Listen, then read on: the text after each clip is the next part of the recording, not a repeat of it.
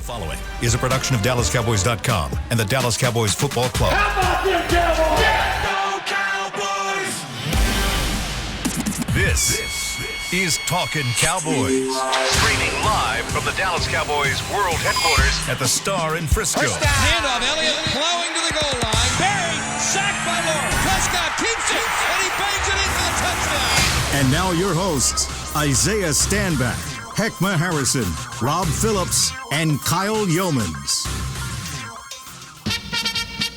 Go! Go! Dallas Cowboys!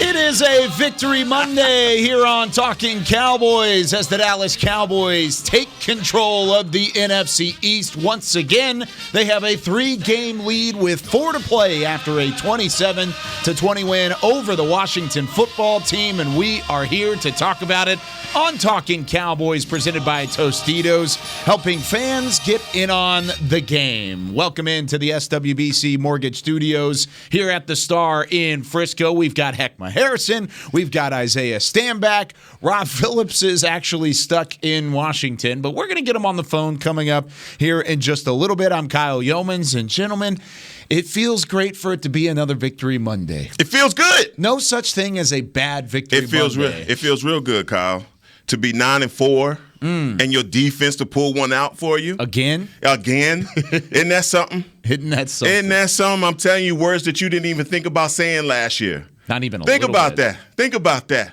This is the same defense that was historically bad for your franchise. We've been playing football at the Cowboys for 60 years, and they hadn't had a worse defense than that. This is the scab years, lockout, all of that. Yep. And your defense has pulled out 2 for you. I'll take it. You can even argue that it's been more than 2, but definitely 2 in a row. 2 in a row, yeah. No doubt about it, but it was sloppy toward the end, and we're going to talk about it. It wasn't good from the offense throughout much of the game, and we're going to talk about it. But at first, you have to give credit to where credit is due, and that is the defensive side of the football, because they balled out again. Again. Did you expect it to come at this rate, this quickly, with a Dan Quinn turnaround, or is this just a cherry on top? I didn't expect it to be this dominant. I think if we go all the way back to when Dan Quinn first got hired, I think I stood on a pedestal and said that he was going to turn this culture around pretty doggone quick. But I don't think anybody expected it to turn around in the way it has in terms of these guys being absolutely dominant. I thought they were going to be productive, but what you're seeing right now with the addition of Michael Parsons and Diggs playing well and all the defensive front, this front 7 is absolutely it's the first game back with these guys. Aside from the 30 snaps they had prior to this game. So, this was awesome to see. And these guys, they showed up and showed out. All right, let me just read off some stats because it's phenomenal. I know you're not a stats guy, Isaiah, but this tells the story. Okay. Taylor Heineke, 11 of 25 for 122. Just 1 touchdown, just Facts. 1 interception, 55.8 passer rating. And that touchdown was really a heave, and his receiver went up and made just a phenomenal play. 55.8. Sims on the back end, 55.8 in the rating. How about Antonio Gibson, who just tore you up last year, right? 120, 130, 140 on the ground. Served you on Thanksgiving last year.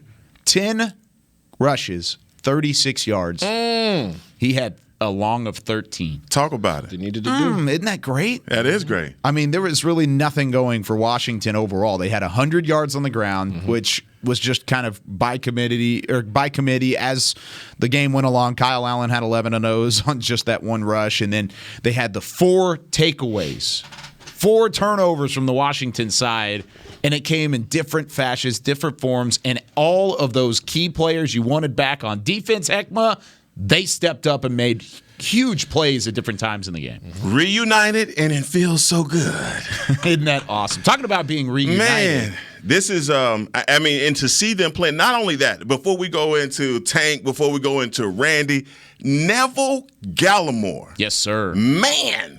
You have to make an immediate impact, and 96 is immediate impact on this defense. He did some things that obviously we'd missed out on with Urban just gobbling up blocks, but not only did he gobble up blocks, we talked all week about maintaining and dominating the line of scrimmage and how we had to meet their tempo and their pace. I think we did that. Yep. I think we did that up front, and we've been missing that. We've been missing just the complete domination by our defensive line, being able to go into games and say, you know what, nah, dog, not today. And that's what everybody's been asking for. And we finally get it on defense. We finally get that on defense, and you see the cast of characters that we have back. The only thing that, to me, I think when you look further down the line, all right, we're going to have this Victory Monday, but look, I think there's some teams out there that have a better offensive lines, that have a better running game, and our guys may be a little bit lighter. But I think with the quickness that they're playing with, explosiveness that they're playing with, that's going to nullify anybody they come up against. Yeah, that defense, I mean, Neville Gallimore on the sack that he had just destroyed the offensive line. He did that on a couple of occasions. And speaking of being reunited, we are reunited with Rob Phillips now on the phone. What's up, P? Rob P. Island on the phone, everybody, live from where are you at right now, Rob? Reunited, and it feels so good. You like that? So good. So good. I'm in Baltimore right now. Okay. We're about to head out and catch a flight home. There you So go. maybe catch media access today. We'll see. Ooh, good to be look on at with you you. guys. Hard working as always. So I want to hear from your perspective being at the game. What was the atmosphere like? Because there was a lot of excitement around it. There was a lot of talk in the metropolitan area leading into it. And then, of course, Cowboys Nation has been excited all year long, and they're always going to show out. So what was the atmosphere like, and how did it evolve as the game went along? Well, we've talked about it on the show, how the Cowboys Nation is really well represented in the D.C.-Baltimore area, and you saw it yesterday. Yes. You saw it pregame. I mean, there were some late arrivals with Washington fans, but there was a large segment of blue in FedEx Field, and that's not unusual, but it seemed a little bit more than usual. And I wonder how much of it was, Washington, I think, were 2-6 at one point, and maybe some fans gave up their tickets, to Cowboys fans a while back. But it was well represented. I mean, when the Cowboys are good, and this is a good football team despite their issues right now at 9-4, fans are going to travel, and that's certainly what happened yesterday. And like you guys just said, the defense gave them a show. They gave them a show, and what was it like early on when it was so dominant? I mean, 24-0 was the lead at the end of the first half. You really had everything working for you on defense. It was putting your offense in good scenarios. Did the crowd feed into that at all, like it was almost like a halfway home game? Yeah, absolutely. And I think, kind of like a get-right game is what it kind of felt like. But, I mean, I know you guys are going to get into the offense, and, they did have that 41-yard drive in the, I think, first quarter with Amari Cooper with a touchdown, and you kind of felt like, okay, even the field goal drive early, the first drive of the game, you kind of felt like, okay, they're going to kind of settle in. It never quite got there, but I think the fans were energized. I mean, I kind of felt like they've got something rolling here. And look, they came up here last year and did not play well, missing so many key guys. So I think fans were looking forward to that, having Dak back, having all those key players back. P, just take me back to your seat in the booth, and you're sitting there after it's halftime. What is on your mind? We're up 24-0. What are you saying? I'm saying Heck was right with his prediction. I think that's kind of what I was thinking. You called it. I mean, it was going to be, a beatdown, and the Cowboys, talent-wise, are a better team than Washington. Especially with the players that they're missing. But there's still, it kind of felt like at halftime, though, there's still something missing. Those points, most of those points were a product of what the defense was doing. And it's funny how when the season started, we felt like, okay, if the defense could just be improved, this offense is so good that the Cowboys are going to win this division. Yep. Now it's kind of like, can the offense carry what the defense is doing right now? And look, there's 4 games left, and there, not 4 weeks ago, but a few weeks beyond that, we felt like, okay, this offense can't be stopped. There's still time to fix it. But if we want to nitpick here, and I don't think it's just nitpicking because of the quality of the NFC, offense has got to be better. No question about it. You kind of heard that from the post-game reaction last night, too. Dak said it. Zeke said it. Amari said it. I mean, everybody who talked that was on the offensive side of the football yesterday mentioned that this isn't the standard. Because even when you look at the stats, you go all the way up and down. 323 yards, 200 through the air, 100 on the ground. You only had the 2 takeaways. They were both pretty blatant turnovers, and we'll talk about that here coming up in a moment. But you feel good about the statistics of your offense. You don't feel good about the standard. That's the difference. The statistics are fine right now for an average NFL offense. This is not supposed to be an average NFL offense, right? Yeah, the standard is unstoppable. That's what the standard is, because that's what they were like in October when they're putting up 40-point games. And look, they had a 40-point game a few weeks ago, but man, that doesn't seem that's the aberration of the post-bye 7-game stretch, wherever we're at right now. So the standard is pick your poison. We can run you over. We can win any type of man coverage you want to throw at us. And right now, that's not happening. I mean, I don't want to step on too much of what you guys got going the rest of the show, but I will say... No, step on it, Pete. Yeah, step all over it.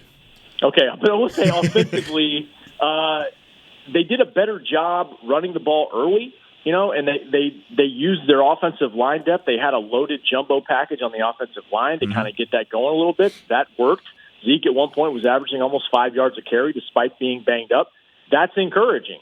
But the passing game still needs a lot of work, and Dak Prescott admits that, and like you referenced with the 2 interceptions, I don't know where he's going with the ball. It's misplaced passing, but it's also how well you see in the field. I don't think he saw Holcomb on the interception. So, and I think he was a tick late. Dalton Schultz was open. So there's just things like that. There's always more than one reason why the offense isn't clicking. And recently it's been, look, they've been missing guys. I think that was a factor. But they got guys back now, and it's still not in sync where it needs to be. So you can't really use that as an excuse. Rob, if you had to point to one reason, one flaw as to why we are having a flutter offensively, what would you put your finger on? Well, I was actually going to ask you, because I think the former quarterback on the show, because we were talking about this post-game press box, ride home. Dak was asked about it. What's the reason for the issues he's having? Is he just not seeing the field well enough? I mean, I think ultimately when it all comes down to it, there's other factors, but he's got to play at his best. And when he's at his best, this offense is unstoppable. But what we saw yesterday was he was just off more than anything. I thought the protection was better than it's been in recent weeks. All right, Rob, we're going to say goodbye to you, and we'll talk to you again tomorrow. Have a safe trip back. Thanks for calling in and having some fun with us. Thanks, guys. I appreciate it. All right, Rob P. There we go. Safe, bro. The great Rob P. Island, as always, out in the airport. And we always had to get his voice and get him on the show, but he brought up some very good points about this offense and the flutter. What would you do to ask or to answer your own question about what is wrong with the offense? What would be that number one thing you pointed to?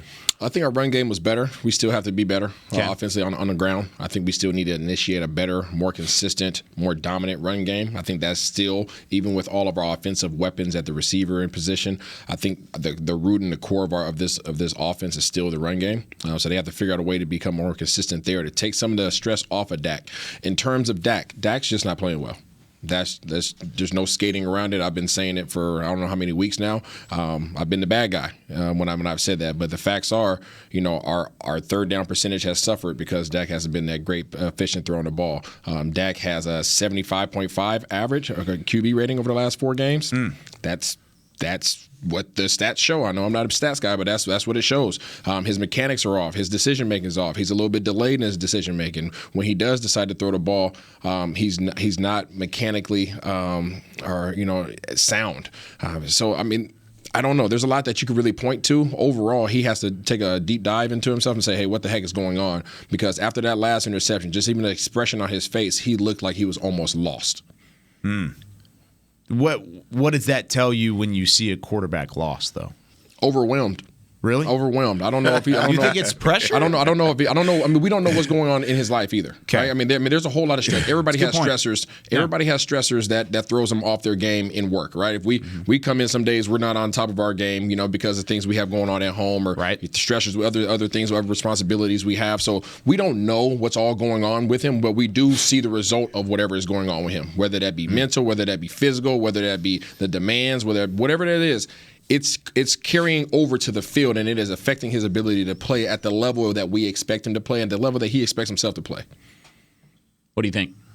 I'm going to go with that because I feel as though the first interception, mechanics bad. Trying to fit a ball in between two defenders and it sails on you. That's easy, right? The second one, you didn't see the guy. Del Rio went from man to man under, and you didn't see 55 lurking, right? And that's something that as an NFL quarterback you can't do, but you see it happen week in and week out. We knew that this defense did not handle the quick passes well. So a lot of time, what were we doing? We were trying those 5-yard passes and hoping that we get yak on them. Those things weren't happening for us either. My major concern, if we're going to have one on a Victory Monday, it's going to be red zone efficiency. That's it. And I think red zone efficiency, a lot of who's culpable is the offensive coordinator as well. I think we have to be better with our play design and play call. I don't know if they were trying to save something because you're going to play this team again. But at the same time, I just felt as though offensively, it never actually got going. Right? I just felt as though, look, even from the beginning, even from when we kicked the first field goal, I'm like, damn, we kept the ball 5 minutes, and now we're kicking the field goal. Yep. Here we go again with this. And obviously, you're going the length of the field, and you're doing some great things offensively. Stat-wise, we talked about where the running game needs to be. It's the red zone. If we get down there that many times and we're not able to actually get that in, 1 of 6 in the red zone, there are your points right there. If you're scoring those points, then nobody's even talking about how Dak look. Even if he plays the game that he's playing right now, if you're able to turn around and hand the ball to Corey Clement and he runs in for a touchdown, that kind of band-aids some of the woes that you're having. But how about this? We've been talking about Dak and MVP caliber type of performances, and now we have an adjustment by defenses and obviously some mechanics or calf or whatever's going on with him right now. The offense has time right now with the next 4 weeks to catch up and catch fire and at least get back in a rhythm. You hadn't had your wide receivers. Your running back has been hurt for a lot of this run. I saw a team yesterday that literally knew that they had punched that team in the mouth. They were finished, 24-0. And one thing, and I don't know if you agree with this or not, sometimes when you're a young team, you have to learn how to win, especially when it's not a back and forth. You got them down. You took your foot off the gas. You let them back in this game. No, that's facts. But I'm not going to take the pressure off of Dak because I wouldn't take the pressure off myself if I was in that same position. And the reality, you're a quarterback in the NFL absolutely. For the number one franchise. Absolutely. And I'm not going to say anything disrespectful, but Dak is not playing well at all. And he knows that. He knows that. If it was me out there, it would be the same way. I would be sitting there watching film like crazy. What the heck is going on with me? There was at least 2 more passes that should have been intercepted. And we could say shoulda, coulda, woulda, but the reality is he threw the ball to the chest of 2 other players, and they just dropped the ball, right? So there should have been 4 interceptions. So when you start thinking about the what should have and what could have been, I could have put my team in a really bad position. As we start going back into some of the stat lines that he's had, he's what, 58 on the 58. 40, 58, 70 something. All these quarterback ratings are just bad, right? Yeah, his QBR ratings have just been bad. The third down efficiency, we're 38% on third down. That's bad. And that was one of our better ones. That was one of our better third down conversions, right? 7 of 18 on 2 of 13 last week? Yep. So, I mean, this is a problem. These are red flags. These are, hey, address this. And if you don't address this, don't talk about the playoffs. Because you'll be satisfied to get there, but you won't get past the first round. Oh, we're going to see about that. I'm just saying, if you continue to play like this, playoff football jumps up stages, just leaps and bounds. But here's my question. When you have teams that have won the Super Bowl, and at this point in the season, you can go back, and let's just go back to TB12. Last year, 7-5 at this time, and they had no running game, no passing game, and they looked like they were dead in the water. They reestablished the running game. Their defense picks up the armor and carries them through. Tom Brady gets a lot of that credit, but it was what their defense did at the end of the year. Absolutely. And their running game. We give a lot of credit. We're on Ezekiel Elliott about everything. He's hurt. But except for the fact that this offense is top 5 offensively, we're top 10 in the running game. Where's the disconnect? I mean, you don't like stats, but they are what they are. All right. If this man is having a few bad games and he needs to get it together, I think we all trust that Dak is the quarterback that can get it together, unless he's hurt and there's something going on that we don't know about. I think you guys are more on the same page than you think. No, I think we're on the same page. Give me a second for just to kind of rebuttal this back and forth, because you're saying they can figure it out. You're saying they need to figure it out. I completely agree on both accounts, but the stats early on with the explosion of offense are why you are ranked right where you ranked at the moment. Yeah. Right. You're not ranked there because of the last 6 games. Yeah. You're ranked there because of the first 7. But you can't take that away, though. No, you can't. But you can get back to that. You can disregard it. We expect to get back to that. The Cowboys expect to get there, but they haven't been the last 6 weeks. That's a month and a half of the season where they haven't played well. You can disregard it. I mean, in the clear comparison between Dallas Cowboys this year and Tampa Bay last year, Tampa Bay had a new quarterback with a new system, with a new coach, trying to figure out an offense and some receivers that he'd had no idea about. That was their situation last year, and they continually got stronger as the year progressed. This is the same coach, same quarterback, same everything. But they've had some injuries. The Cowboys have been banged up a lot more than Tampa Bay was last year. The core of this team, everybody was out there yesterday, correct? Sure. Okay, offense. I said except for TP. Everybody was out there yesterday. Yes, except for Tony Pollard. Everybody was out there. So you did lose both of your tackles along the way, though. You lost both of your tackles along the way, but they were missing both of their defensive ends, one of their premier defensive linemen. They were missing their dogs, too. So in terms of our ability to dominate, we should have dominated offensively. We should have. I agree. I mean, look, here's the thing. I have a hard time at 9-4 right now. And hey, being objective, all right? This was a game that I went into saying we had to dominate them. It doesn't matter. Defensive line, offensive line. We had to establish and meet them, okay? I felt as though physically we did that. All right? Both sides of the ball. We did that on defense. I think we did that on defense. Yeah, we did that on defense. Offensively, you were dominating at the first half. You had some jumbo packages. I mean, you still rushed for 122 yards.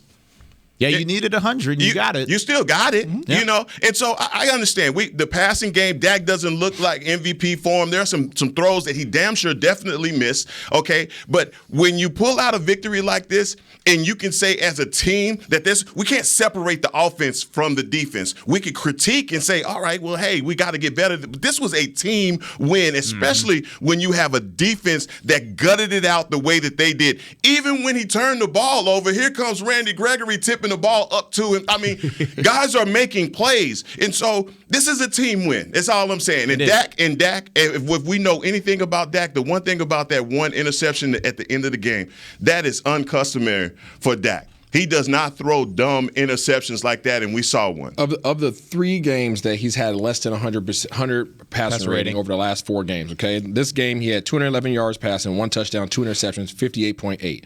Against New Orleans, 238 yards passing, 1 touchdown, 1 interception, 79 rating. Against Las Vegas, balled out, 375, 2 touchdowns, 0 interceptions, 106.3. And then go back to KC, 216, 0 touchdowns, 2 interceptions, 57.9. So he's had 1 game out of the last 4. I would agree with you if this was a 1 game or a 2 game thing. This is reoccurring. This is something that is compounding as you need to be getting stronger towards the end of the season. So 9-4, you feel good. That's awesome. That don't mean crap when you go on that 3 or 4 game stretch that you need as soon as the regular season ends. Yeah, I mean, there's good points on both sides. I agree with both of your thought process because you're 9-4. You feel good. You're at top of the division. You got to find a way though to peak at the right time, and you're not peaking right now. Defensively, you're are peaking, though. Yes, yeah. Let's talk about that when we come back because the defense is peaking. When we come back, you are though. I'm going to tell you why this is the most exciting defense in the entire NFL right when we come back here on Talkin Cowboys. There's nothing as unique as our eyes, which is why Essilor pioneers ways to make lenses as unique as you. Varilux for super sharp vision, Essential Blue for protection, and Crizal for freedom from glare.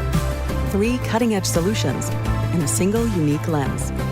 So whatever your needs, insist on Essilor. Visit your local Essilor experts and find the perfect lens for you. See more, do more, Essilor. New Dr. Pepper Zero Sugar. You deserve it. I do deserve that. You deserve decadent flavor without sugar, and a day at the beach without sand getting everywhere, and a relaxing bath that your children don't interrupt. I deserve all that? It's really just a visual metaphor for Dr. Pepper Zero Sugar. Everything you want, nothing you don't. A visual metaphor on the radio. I do deserve that. Dr. Pepper Zero Sugar. The zero you deserve is finally here. At AT&T, everyone, new and existing customers, get our best deals on every smartphone. Why? Because you deserve it. For turning your living room into your office and your gym. For teaching Grandma how to video call. And teaching her again. It's the button on your left, Nana. Okay, your other left. It's not complicated. Everyone deserves something new. So AT&T is giving everyone, new and existing customers, our best deals with every unlimited plan on every smartphone, even the latest ones. AT&T may temporarily slow data speeds if the network is busy. Restrictions and exceptions may apply. Hi, I'm Clint Tillison with... And I'm Jay Novacek. And we're both with... United Ag and Turf, the official tractor provider of the Dallas Cowboys. So, if you need a tractor to bale some hay, a mower to cut some grass, or a gator to get some chores done... Get a John Deere at United Ag and Turf. And then, let's get to work. Hey, Jay, that's my line. Well, not today. Get to work with a John Deere tractor package that's just right for you and your budget. Visit UnitedAgAndTurf.com. Back to Talkin' Cowboys. It's a great people, great pay replay here on Talkin' Cowboys. You've heard it already that Jason Witten has joined the Caliber Collision team. You can join him to do great work with great people for great pay and apply right now at jobs@caliber.com. That's jobs@caliber.com. Welcome back in to Talkin' Cowboys. Did you slim up your wallet? It even looks flatter this week. No, I'm a little bit slimmer. Did you clean it out a little bit over the weekend? I didn't touch it. What are you talking about? A little winter cleaning? I didn't. My encyclopedia is back in my bag back there. That's the only place it can be. Yeah, that's all. Put it in your pocket. I need it where it can go over my shoulder a little fanny bit. pack. Yeah, exactly right. All right, we've got Heckma Harrison, Isaiah Stanback, Chris Beam in the back. I'm Kyle Yeomans, and we were talking about the offense, but we're going to stay positive for the remainder of this show because the Cowboys got a big win. 27-0, or excuse me, I wish it was 27-0. Yeah, go back. 27-20. It could have very easily been Should have been that, but a second half charge from the Washington football team at least made it a ball game. But let's talk about the defense, man. Yeah, talk about it. I believe at this point in the season, there is no defense more exciting to watch in the entire NFL than the Dallas Cowboys. No rebuttal there. Team speed, pressure, swagger, scoring touchdowns, defensive touchdowns on multiple occasions. We had a back-to-back games with a scoop and score, back-to-back games with an interception of a defensive lineman. That's never happened in Cowboys history. Then you got guys like Micah Parsons, star. Not just a rookie talent. No, he is a star in this league already with 2 more sacks, a forced fumble that resulted in a touchdown. And then you've got Trayvon Diggs leading the NFL in interceptions, and he almost had a couple more yesterday. So do you agree with that fact of this is the most exciting defense in the entire league right now? They've made some strides. They're doing some good things. I love to see where they are right now. Getting turnovers is special. I think there's questions been asked can they continue this of getting turnovers like this each and every game? And they have. LVE, we had a where is LVE sign around here, and I think we found 55. Yeah. I think 55 showed up. He had some really physical plays that he was making at the line of scrimmage, some things that he did in pass protection. I mean, come on, man. There are guys that are stepping up, but still, Anthony Brown, please, when the ball hits your hands like that, man, you got to get the interception. You got to get it. He had 2 go right through his hands that should have been. And you talk about Heineke. Heineke was trying to give up a lot of them turnovers yesterday. He had one throw that hit like 3 different defenders, dog. So, come on now. I don't hold Heineke and Prescott at the same freaking level. I wouldn't. Okay. I'm just making sure that wasn't a comparison. I would. Hold on. drug test me. Yeah, if that ever happened. Exactly. Okay. I was just making sure, like, wait a minute there. Yeah, come on. No, these guys are balling. Anytime that you can identify 1 to 2 guys at every level of your defense that you can say, these guys are problems, I think you're in a good position. And you pair that up with the fact that Dan Quinn is a heck of a coordinator. He knows how to put his guys in position to be successful. It's a great pairing. It's one thing to have talent. It's another thing to know how to utilize your talent, right? It's just like resources, just like anybody that's living their life. If you have a great network, but you never utilize them, they might as well not even have it. So Dan Quinn knows how to utilize these guys, and he knows how to create mismatches, create ISOs, so that these guys can win their individual matchups, which in turn help the entire defense out. These guys are playing well. The defensive line looks amazing. You got D-Law killing it, Gallimore showing up, and then you got Gregory. You got 3 guys, and there's a bunch of other guys that are making plays too, but there's 3 guys that you definitely have to circle when you play these guys and be like, we need to know where these guys are.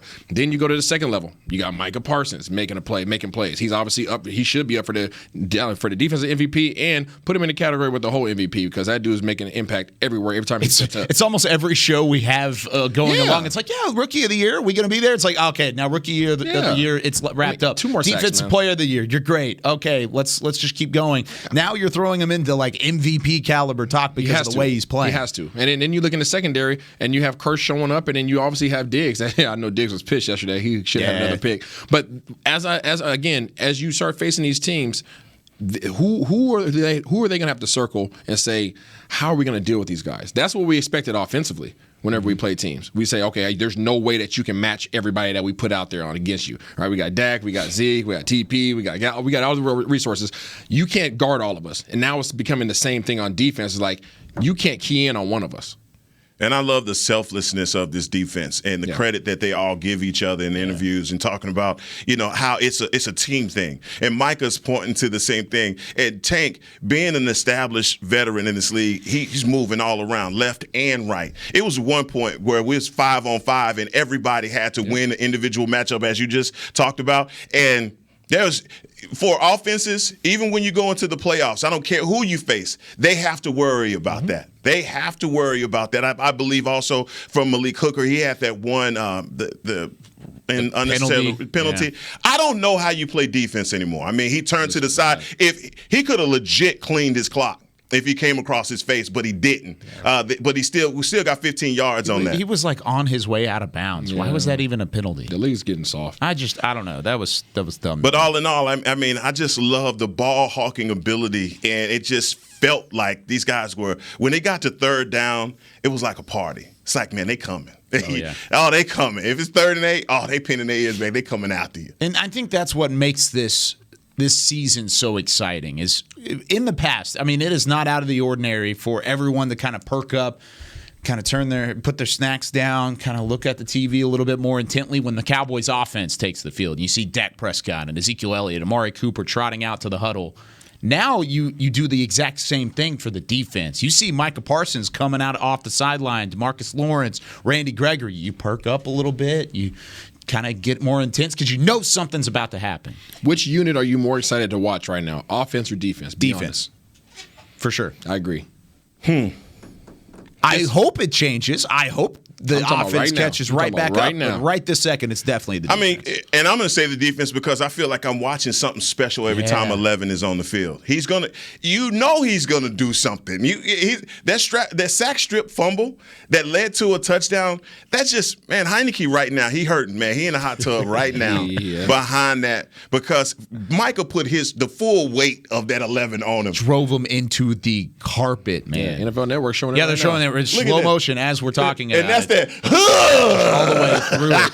I love it. 9.5 sacks in the last 6 games. It's time most by a rookie since O'Neal back in 1986. So, I mean, it seems like every game we're getting those stats that haven't happened in 40 years. From Micah Parsons. He's a generational type of player at this very moment. He is on that track. Yeah. He's got a long career ahead of him, hopefully. He's got a long career going. But in terms of rookie seasons by a defender, it's hard to match what Micah Parsons is doing right now. But it's awesome. Again, I mean, as great as Micah Parsons is, as great as these other guys are, again, it keeps going back to Dan Quinn. Not only are these guys talented, they're super talented and they're super hungry, but Dan Quinn knows how to get these guys in those situations. Micah Parsons versus a right guard, He's confident with that. So guess what? I'm going to make sure that you have that one-on-one matchup. I'm going to make sure I'll put you in a position to have that opportunity to beat that man one-on-one. D-Law, you think you could beat that tackle? Okay, cool. I'm going to make sure that schematic-wise, scheme-wise, that you're going to have that ISO all day long against that door on these third downs when you really need to go hunt. Gregory, you want that same thing? Perfect. All right, I'm going to run a stunt so that you can come in and beat that guard too. So he is literally just creating these plays where these guys have these opportunities to go out and show what they're capable of. It's organized and it's schemed up, but it almost reminds me of backyard football. Yeah. Of football in the street, of in the dirt. Heckma's going up against this guy from the side or from the street down or the block down the road, and he looks up at him and he goes, "I got you." Like it looks him in the eye. I've gotten that look from Heckma a couple times. I've got you on this one. This is it. It's happening. And then bam. And then Heckma's got that matchup. He knows he's going to have it, and he's got a strip sack fumble, and he's running the other direction. But guys, it don't take much for me to jump out the cake, but I said it at the beginning of the week.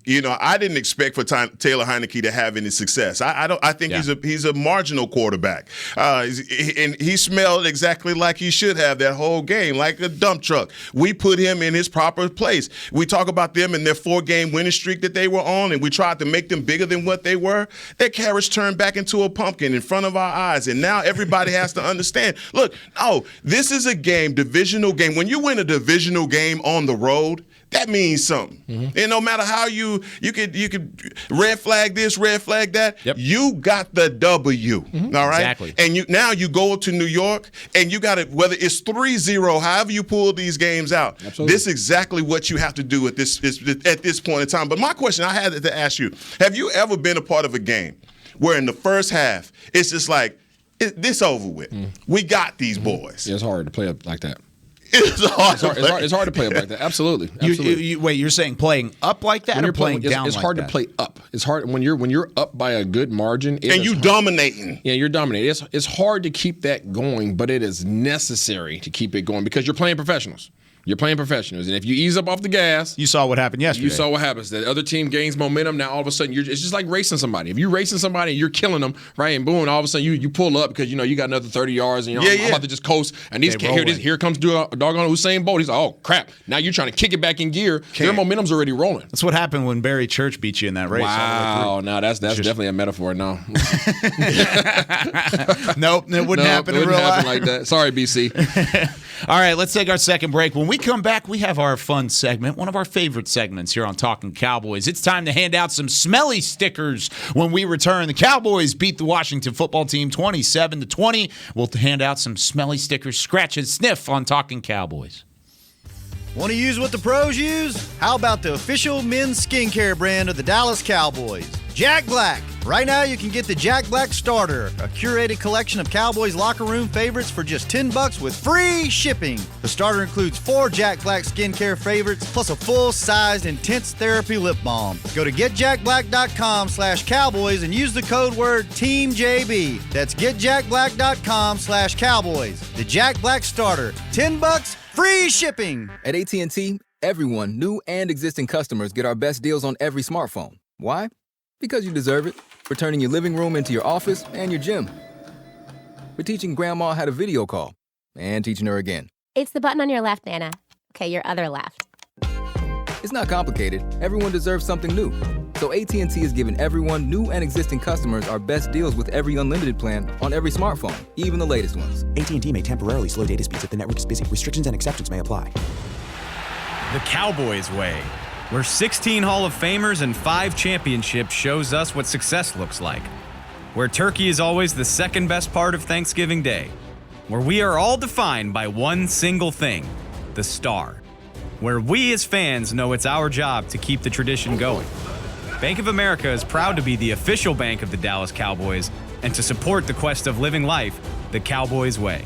Copyright 2020, Bank of America Corporation. Before there was a draft, you could size up a cowboy by 3 simple factors: the crease in his hat, the bend of his brim, and his unbending attitude. A man Stetson didn't just protect him from what life threw at him, it projected a rugged, unstoppable spirit. Stetson hats are still American-made with pride right here in Texas. They're still the unofficial crown of all self-respecting cowboys, and Stetson is proud to be on the field with America's team. Find a retailer nearest you at stetson.com/cowboys. Back to Talkin' Cowboys. Whether you're watching from home or you're cheering in the stands, with Essilor lenses, you can see every exciting play. Book an appointment at your local Essilor experts and see what Essilor can do for you. See more, do more, Essilor. On Talking Cowboys. You just not into it today, Isaiah? No, I'm sorry. I was looking at the Smelly stickers and I'm laughing at you being out of breath. Being out of breath? Running up there. My fault, CBs. You hear me? You hear that one breath in there go? I'm looking at my stickers and I'm trying to think about what I could say about this. Oh, yeah. You're trying to get creative with it? Yeah. It's our weekly segment, at least every week for a Cowboys win. And it does smell so good, doesn't it? It does.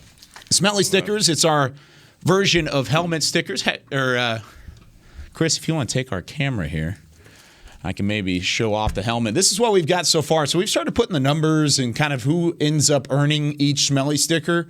We've started putting their numbers and kind of giving them some full-blown credit. We've moved on to the second side. Isaiah decided to go with like the biggest sticker on the entire sheet to try and put on the helmet. Yes. So we've got our Smelly stickers this week. We'll get Rob's put in here as well here in a moment. I may text him and see if he responds. But Heckman, we'll start with you like we always do. Who you got for your first Smelly sticker? Well, I tell you what, I'm going to tell you about a guy that we were waiting to get back, and number 94 has not disappointed. I am going to give you a banana because yesterday you were bananas on the field, and that's Mr. Randy Gregory. Yes, indeed. Yes, indeed. I'm going to put you right there. Having all three of those guys back, we talked about the possibilities. Oof. We really did. And we knew that it was going to make an impact, right? Yeah. We didn't know it was going to explode. And that's what they did yesterday with the 5 sacks, 4 takeaways. And, man, was it exciting to watch. All right, Isaiah, who you got? I'm still trying to figure out which one of these is going to represent him. Okay. All right. Let's go ahead and roll with this one.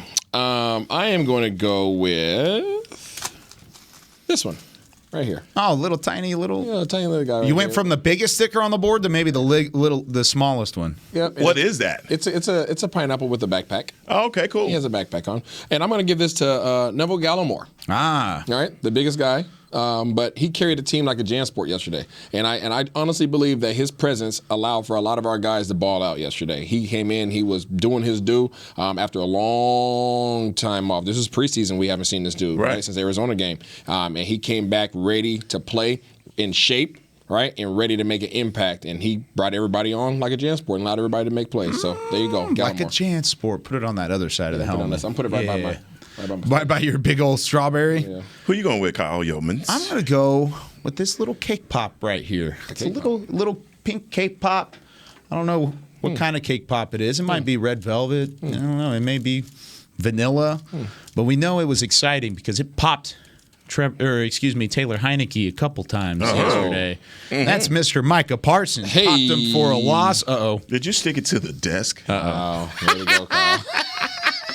Please show the camera. The blooper is real. What did you just do, bro? It's stuck to the desk. This is not going to be good. Wow. Chris is going to get after me. I'm sorry. I'll get it fixed. I promise. But now I got to find another cake pop. That's Derek's seat, isn't it? Yeah, it is. And he's coming up next. I think, maybe. I don't know. Well, I'm going to figure it out. I'm going to find another cake pop. But it's going to Micah Parsons because he had a couple of sacks and, of course, the forced fumble and company. So I'm going to let Micah Parsons get that cake pop Victory for popping Monday. Heineke on a Victory Monday. I did not want to stick this to the table more than it's already stunk. All right. Rob Phillips is going with another defensive lineman. No surprise. We're going with the front seven here. Front seven across the board. Who did he go with? He went with DeMarcus Lawrence. How about that? Little D-Law action. Second game back, he has a sack. And that was, I don't know what it was about that sack, but it felt special. Did it? Did it? Am I alone in that regard? I felt like he getting a sack after the long time off and not having a sack for a while. I feel like left out. Yeah, getting in on the act. Yeah, I think he felt left out. I think he felt a little left out. Not this time. Oh, no. You gonna let me in? Not in this one. So no, man.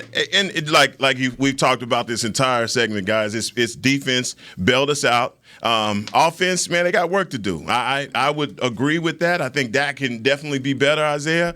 I don't know if it's the mechanics, if he's hurting, if it's the calf, what's going on. But you have obviously enough to say his QBR from here to there has been slipping because of something. Yeah.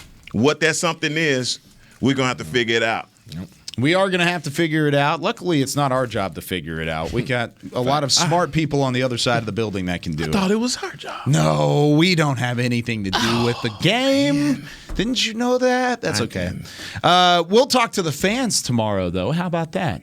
They have something to do with the game sometimes. And we've got Cowboys Nation's calls on the way for a Talkin' Tuesday. You can go ahead and line us up. Give us a call at 888-855-2297. We're going to take fan calls tomorrow on a Talkin' Tuesday, a victory Talkin' Tuesday, as the Cowboys are 9-4, and they are on top of the NFC East. 3 games up with 4 games to play.